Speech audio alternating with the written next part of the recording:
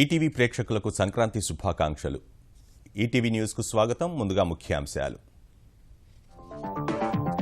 తెలుగునాట మిన్నంటిన సంక్రాంతి సంబరాలు. రంగవల్లులు, హరిదాసుల కీర్తనలతో ఊరువాడ సందడి, ఆటపాటలతో కోలాహలం.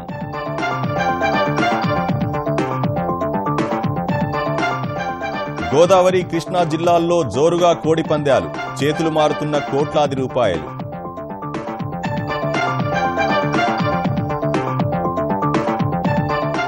తెలంగాణకు ఈ ఏడాది 3,230 కోట్ల రుణ సాయం. హడ్కో సీఎండీ వెల్లడి. చెల్లింపుల్లో తెలుగు రాష్ట్రాలు ముందున్నాయని కితాబు. పల్లెల్ని ప్రగతి పథంలో నడిపే దిశగా సరికొత్త పథకం. ఉన్నత భారత్ పేరిట రూపకల్పన. ఐఐటి, ఐఐఎంలకు దత్తత ఇవ్వనున్న కేంద్రం. హైకోర్టుల్లో గుట్టలుగా పెండింగ్ కేసులు. 40 లక్షలకు పైగా ఉన్నట్లు లెక్క తేల్చిన సుప్రీంకోర్టు. 44% న్యాయమూర్తుల కొరతపై ఆవేదన. మందు పాతరలను గుర్తించే డ్రోన్ల తయారీలో గుజరాతీ బాలుడి సత్తా. 14 ఏళ్ల వయసులోనే రాష్ట్ర ప్రభుత్వంతో 5 కోట్ల రూపాయలకు ఎంఓయు.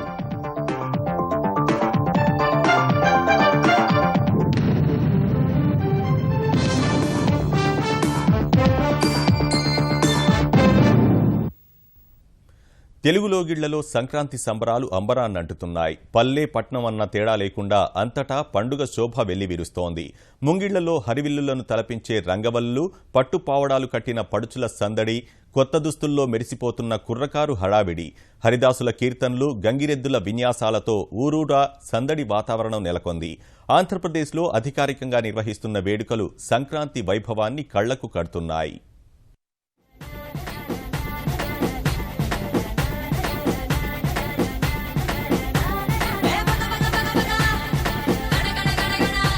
సూర్యభగవానుడు ధనస్సు రాశి నుంచి మకర రాశిలోకి ప్రవేశించే శుభ సందర్భాన తెలుగు లోగిళ్లలో జరుపుకునే మకర సంక్రాంతి ఎప్పటిలాగే ఈ ఏడాది కొత్తందాలను మోసుకొచ్చింది.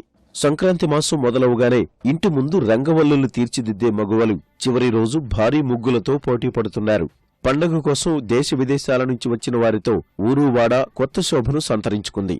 మకర సంక్రాంతి వేళ హరిదాసుల రూపంలో శ్రీకృష్ణుడు వస్తాడని విశ్వసించే మగువలు హరిదాసులకు కానుకలు సమర్పిస్తున్నారు. ఎత్తైన మూపరంతో శివలింగాకృతిని గుర్తుకు తెస్తూ ఇంటికి వచ్చే గంగిరెద్దులు వాకిట్లో వేసిన ముగ్గులో నిలుచుంటే ఆ ప్రదేశం పావనమైనట్లేనని భావించే ఆడపడుచులు వాటికి పాత వస్త్రాలు, కానుకలు అందిస్తున్నారు. అన్నదాతల కష్టఫలితమైన ధాన్యలక్ష్మి ఇళ్లకు చేరిన వేళ కొత్త ధాన్యంతో చేసిన పాయసం, పిండి వంటలు దేవతలకు సమర్పించి పితృదేవతల్ని పూజించడం, కొత్త వస్త్రాలు పెట్టడం వంటి సంప్రదాయాల్ని తెలుగు ప్రజలు కొనసాగిస్తున్నారు.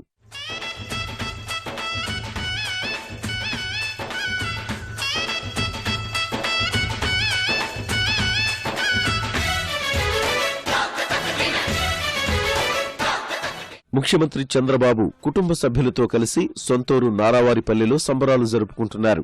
ఇందుకోసం విజయవాడ నుంచి స్వగ్రామానికి చేరుకున్న ఆయనకు తెలుగుదేశం నాయకులు, గ్రామస్తులు ఘనస్వాగతం పలికారు.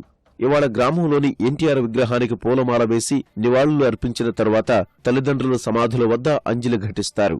కులదేవత నాగాలమ్మకు ప్రత్యేక పూజలు నిర్వహించి కొద్దిసేపు గ్రామస్తులతో ముచ్చటిస్తారు.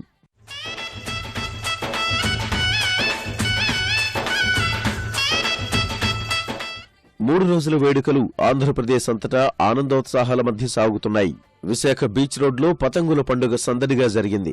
పెద్ద సంఖ్యలో ప్రజలు పాల్గొని రంగురంగుల పతంగులు ఎగురవేశారు. కాకినాడ సాగర తీరంలో నిర్వహిస్తున్న ఎన్టీఆర్ బీచ్ ఫెస్టివల్ ఉత్సాహభరితంగా సాగుతోంది. ప్రధాన వేదిక వద్ద ఏర్పాటు చేసిన సాంస్కృతిక కార్యక్రమాలు అలరించాయి. వర్ధమాన కళాకారుల ఆటపాటలు ఆద్యంతం హోరెత్తించాయి.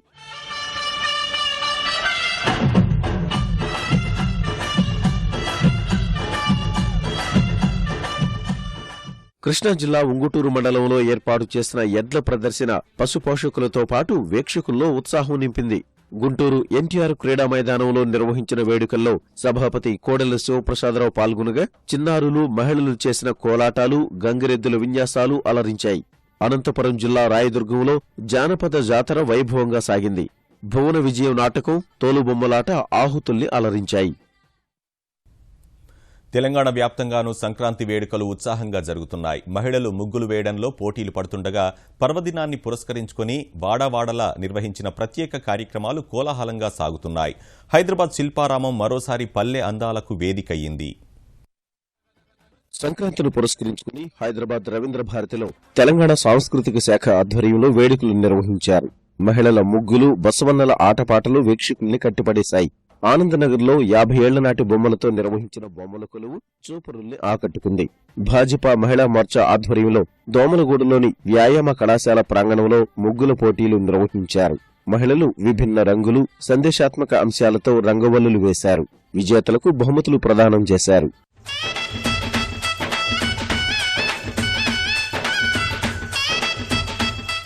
పండుగకు సొంత ఊళ్లకు వెళ్లలేని వారి కోసం హైదరాబాద్ శిల్పారామంలో ప్రత్యేక వేడుకలు నిర్వహిస్తున్నారు.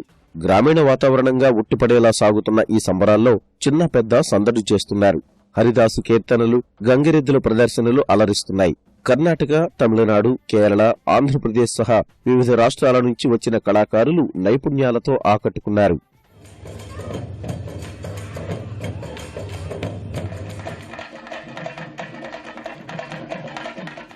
గౌతమిపుత్ర శాతకర్ణి ఘన విజయంతో చిత్ర బృందం హైదరాబాదులో సందడి చేసింది.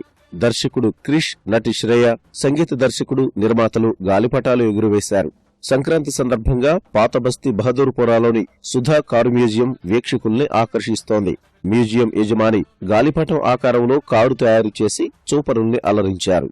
జిల్లాలోనూ సంక్రాంతి సందడి కొనసాగుతుండగా మహబూబాబాద్ జిల్లా గంగారం మండలం పుట్టల భూపతిలో కబడ్డీ, వాలీబాల్ పోటీలను ఎంపీ సీతారాం నాయక్ ప్రారంభించారు. పెద్దపల్లి జిల్లా Ramagundam, Nalgonda police head quarters లో ముగ్గుల పోటీల్లో పోలీస్ కుటుంబాల మహిళలు పాల్గొన్నారు. దాదాపు అన్ని జిల్లాల్లోనూ ప్రముఖ ఆలయాల్లో గోదా కళ్యాణ మహోత్సవం నేత్రపర్వంగా సాగింది. నిషేధాజ్ఞలున్నప్పటికీ సంక్రాంతి వేళ గోదావరి జిల్లాల్లో కోడి పంద్యాలు జోరుగా సాగుతున్నాయి. సంప్రదాయ ఆటను తిలకించేందుకు వస్తున్న జనసందోహంతో పంద్యాల బర్లు తిరునాళ్లను తలపిస్తుండగా కోట్లాది రూపాయలు చేతులు మారుతున్నాయి. కోళ్ల పంద్యాలకు అనుబంధంగా పలు రకాల జూదం నిరాటంకంగా సాగుతోంది. సంక్రాంతి వేళ ఆంధ్రప్రదేశ్లోని పలు జిల్లాల్లో కోడి పంద్యాలు యథేచ్ఛగా సాగుతున్నాయి. పశ్చిమ గోదావరి జిల్లా కొప్పాక, గుండుగొలను ప్రాంతాల్లో పంద్యాల కోసం భారీగా బరులు ఏర్పాటు చేశారు. భీమవరం, వెంప, కొణితివాడ, శృంగవృక్షం, పెన్నాడ, విశాఖోడేరు, ఉండి, కాళ్ల, ఆకివీడి ప్రాంతాల్లో పుంజులకు కత్తులు కట్టి పంద్యాలు కాస్తుండగా పెద్ద ఎత్తున నగదు చేతులు మారుతోంది.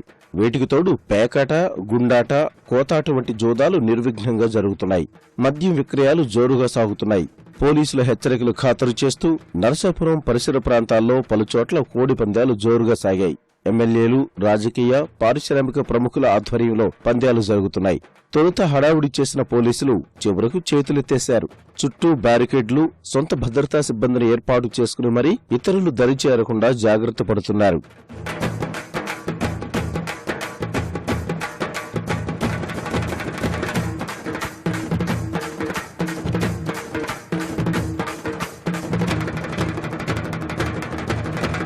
వీరవాసరం మండలం ఉత్తరపాలెంలో కోడి పందాలను నిరసిస్తూ మహిళలు ఆందోళన చేశారు. తణుకు మండలం వేల్పూర్లో కోడి పందాల బరి వద్ద తెలుగుదేశం, వైకాపా వర్గాల మధ్య ఘర్షణ జరిగి ఒకరికి గాయాలయ్యాయి. తణుకు పరిసర ప్రాంతాల్లో ఫ్లడ్ లైట్ల వెలుగులో పందాలు నిర్వహించారు. వేల్పూరు, తేతలి, దువ్వ, ఉండ్రాజవరంలో పందాలకు అడ్డేలేదు.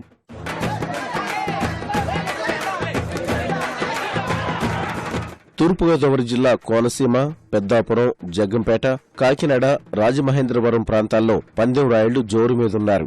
ముమ్మిడివరం నియోజకవర్గం మురమళ్లలో గతేడాదిలాగే భారీ బరులు ఏర్పాటు చేశారు. మురమళ్లలో పందెం రాయుళ్లకు ఆహ్వానం పలుకుతూ భారీ కటౌట్లు ఏర్పాటు చేశారు. క్రీడా మైదానాన్ని తలపించేలా ఫ్లడ్ లైట్ల వెలుగుల్లో కోడి పంద్యాలు నిర్వహిస్తున్నారు.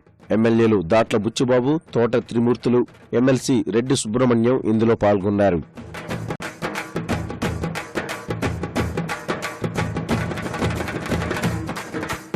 కృష్ణా జిల్లా ఉంగుటూరు మండలం వెంకటరామపురంలో భారీ ఎత్తున కోడి పందాలు జరుగుతున్నాయి.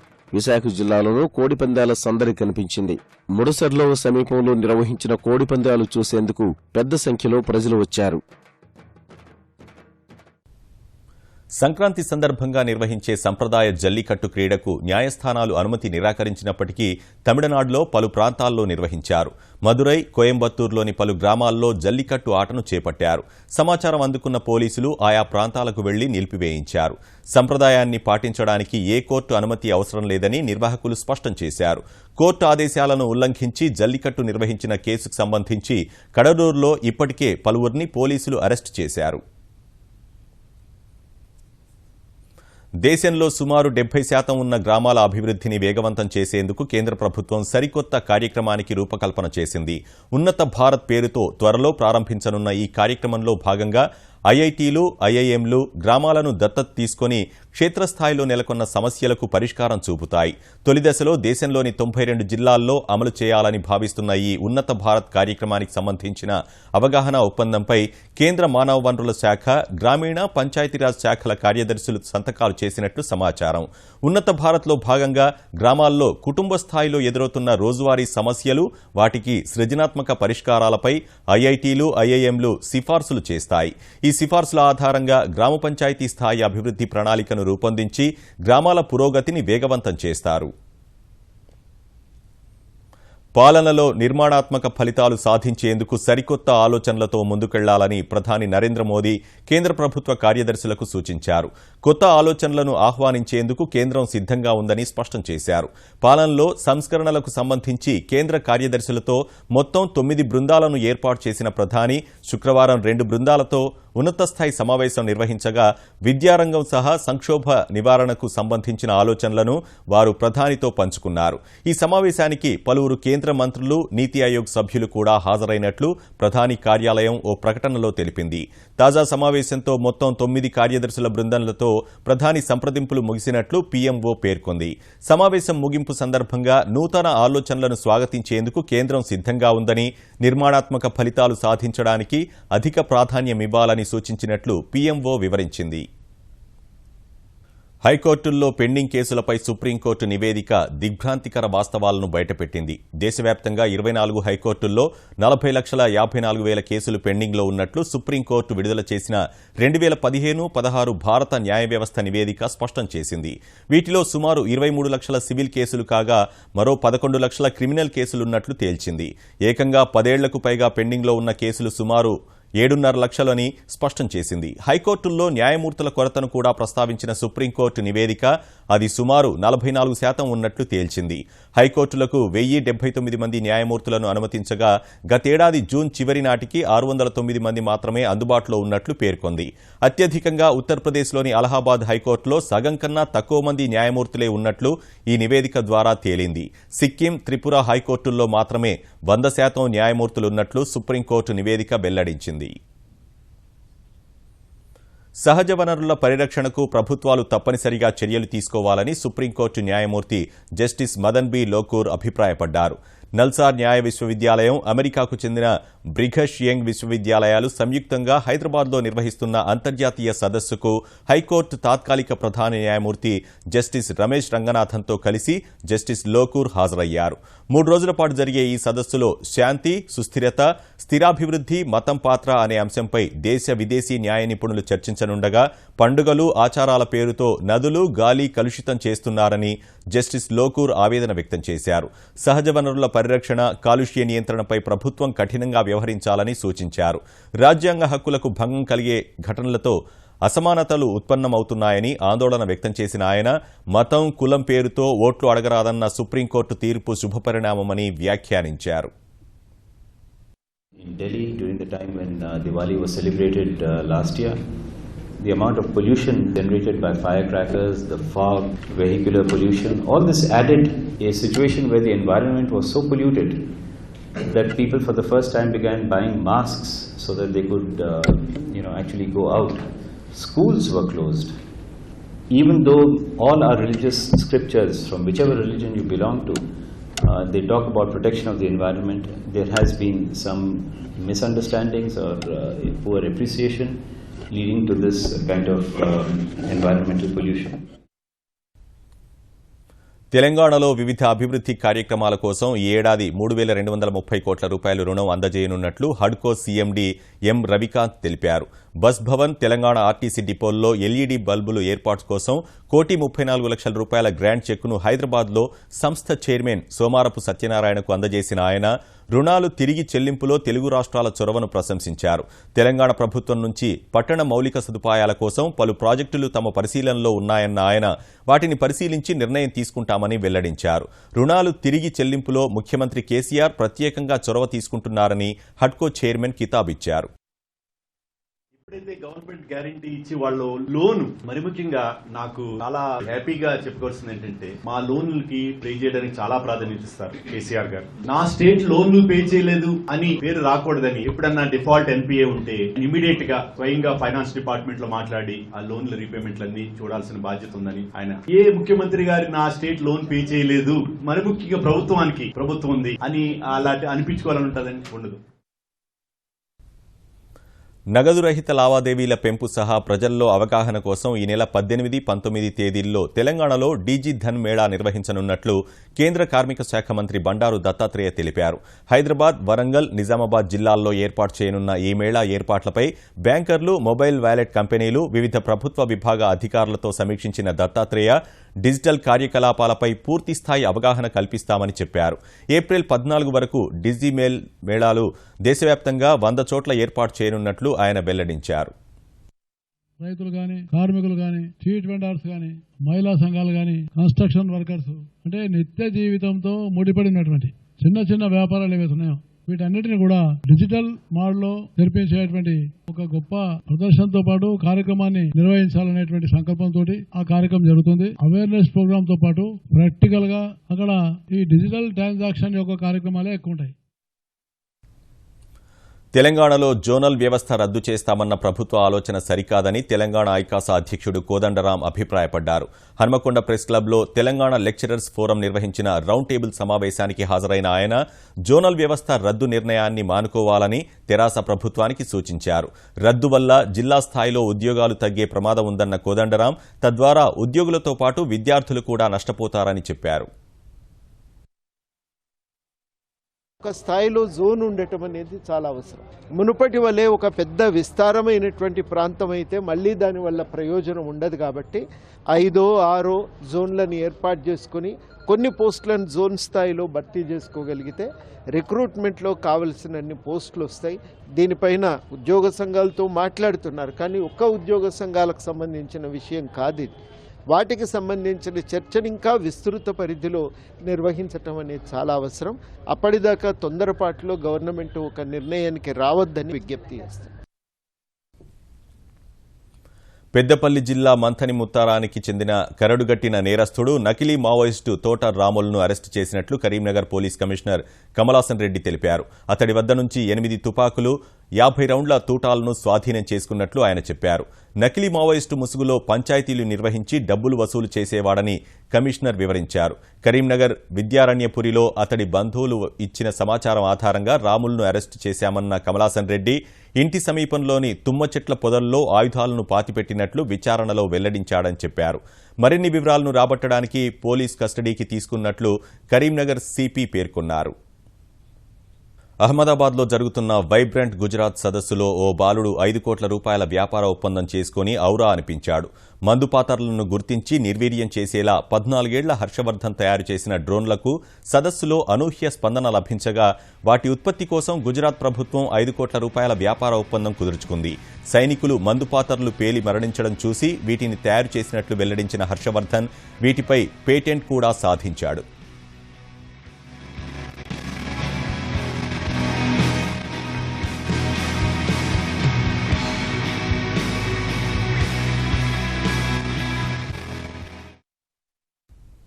పెద్ద నోట్ల రద్దు తర్వాత వస్తున్న బడ్జెట్లో కేంద్రం మౌలిక సదుపాయాల అభివృద్ధి సహా పన్నుల తగ్గింపునకు ప్రాధాన్యమిచ్చే అవకాశం ఉందని పారిశ్రామికవేత్తలు చెబుతున్నారు. చెన్నైలో జరిగిన సిఐఐ సమావేశంలో పాల్గొన్న అపోలో ఆసుపత్రుల వైస్ ప్రెసిడెంట్ శోభనా కామినేని స్తబ్దుగా ఉన్న మౌలిక వసతుల కల్పన ప్రాజెక్టుల్లో కదలిక తెచ్చేందుకు పెట్టుబడుల ఉపసంహరణ ప్రక్రియను ముందుకు తీసుకువెళ్లేందుకు ఈసారి బడ్జెట్లో ప్రయత్నాలు జరుగుతున్నాయన్నారు. ఆదాయ పన్ను వ్యవహారాల్లో అక్రమాలను అరికట్టి మరింత పారదర్శకత తీసుకురావాలని భావిస్తున్న కేంద్ర ప్రభుత్వం పాన్ కార్డులను సరికొత్త భద్రతా హంగులతో అందుబాటులోకి తెచ్చింది.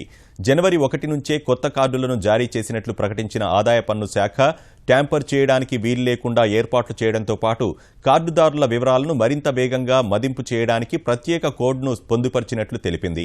ఈ కోడ్ ద్వారా కార్డుదారుడి ఆదాయ పన్ను వివరాలను చిటికెలో తెలుసుకోవడంతో పాటు కార్డుకు సంబంధించి ఎలాంటి తప్పుడు సమాచారం అందించినా సులభంగా గుర్తించవచ్చని వెల్లడించింది. రాజభాషను గౌరవించాలన్న కేంద్ర ప్రభుత్వ విధానానికి అనుగుణంగా ఆంగ్లంతో పాటు హిందీలోనూ వివరాలను ముద్రిస్తున్నట్లు ఆదాయ పన్ను శాఖ తెలిపింది. కొత్తగా జారీ చేసే వాటికి మాత్రమే ఇది వర్తిస్తుందని తెలిపిన ఐటీ శాఖ ప్రస్తుత పాన్ కార్డుదారులు కావాలంటే మళ్లీ దరఖాస్తు చేసుకోవాలని తెలిపింది. అమెరికా ఉపాధ్యక్షుడు జో బిడెన్కు ఘనమైన వీడ్కోలు లభించింది. ఉపాధ్యక్ష పదవిలో ఆయన దేశానికి అందించిన సేవలకు గుర్తిస్తూ అధ్యక్షుడు బరాక్ ఒబామా అధ్యక్ష పథకంతో సత్కరించారు. అమెరికా అత్యున్నత పౌర పురస్కారమైన స్వేచ్ఛ పథకాన్ని బిడెన్కు ప్రదానం చేసిన ఒబామా ఆయన్ను అభినందించారు. అధ్యక్షుడిగా తన ప్రయాణంలో బిడెన్ పూర్తి మద్దతు అందించారని, తన విధులను అద్భుతంగా నిర్వహించారని ఒబామా కొనియాడారు. వైట్ హౌస్లో నిర్వహించిన అవార్డు ప్రదానోత్సవంలో విధి నిర్వహణలో తనకు మద్దతిచ్చిన భార్య, పిల్లలకు కృతజ్ఞతలు తెలిపారు. అద్భుతమైన నిర్ణయాలతో అమెరికా ప్రజలకు సేవ చేసిన అధ్యక్షుడు ఒబామా, ఆయన కుటుంబ సభ్యులకు బిడెన్ కృతజ్ఞతలు తెలిపారు. ఈటీవీ న్యూస్ సమాప్తం. నమస్కారం.